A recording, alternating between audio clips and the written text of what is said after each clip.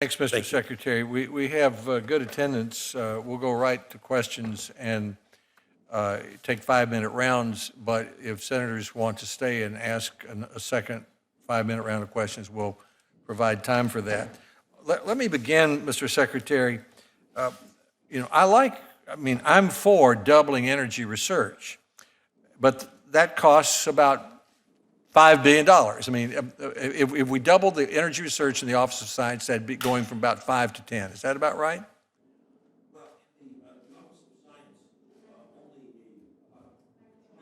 Microphone, please, yeah. About 20% of the Office of Science budget is part of the mission innovation base. Yeah, but generally speaking. If the Office of Science as a whole were doubled, that would be No, I'm talking about, if we double, the amount of federal government energy research is about $5 billion. Is that about right? We have 4.8 in DOE and 6.4 across the government. Okay, so it's about 5 in DOE. So if we double that, that'd be 10, just the energy part. And we're talking here about where do we find the money. But, we're subsidizing windmills for the 23rd year at $4 billion. 2 decades ought to be long enough to turn that into a mature technology. We've got $24 billion in subsidies for oil and gas over the next 10 years. Why shouldn't we, why isn't a place to get the money for doubling clean energy research by phasing out subsidies to mature technologies? Why shouldn't we do that? Well, there are certainly different levels of maturity, and the administration certainly has supported the idea of reducing and eliminating many of the fossil fuel subsidies. But what about the windmills? They don't produce much energy, and 22 or 3 years ought to be long enough to allow them to be competitive, and that's $4 billion over 10 years right there.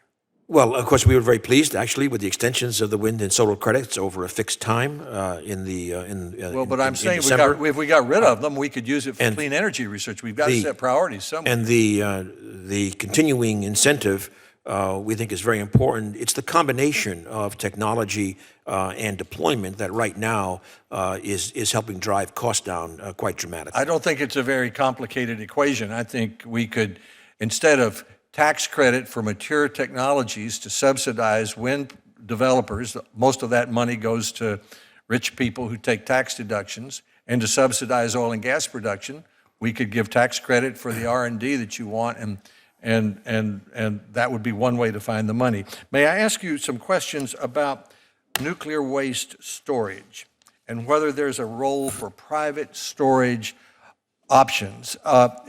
Is it likely that the department will receive an application from a private entity that may be seeking a license, or that the Nuclear Regulatory Commission will be seeking a license, will be receiving a license from a private entity that would store used nuclear fuel?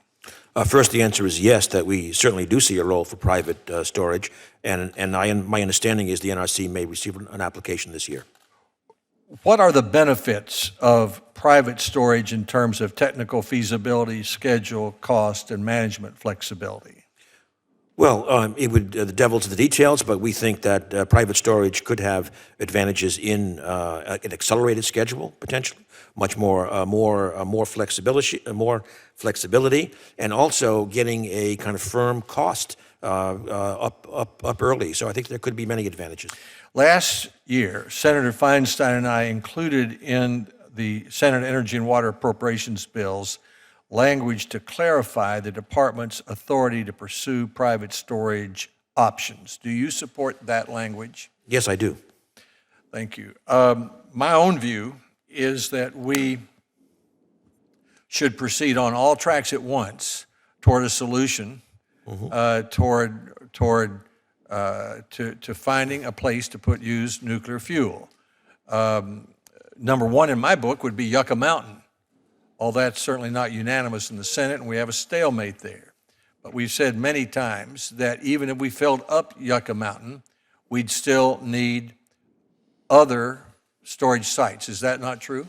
Yes, it is. And we have a request for information out across the board for storage and repository solutions. So we have, Senator Feinstein and I, both in the Authorizing Committee and in the Appropriations Committee, supported measures to create new repositories. So Yucca Mountain, the new repositories that we've talked about, and then a third option would be the private storage opportunities we talked about. And as I understand it, they could be large enough to be a significant opportunity, these private commercial storage sites, to receive a large part of the used nuclear fuel that is today at stranded facilities, that's today stranded at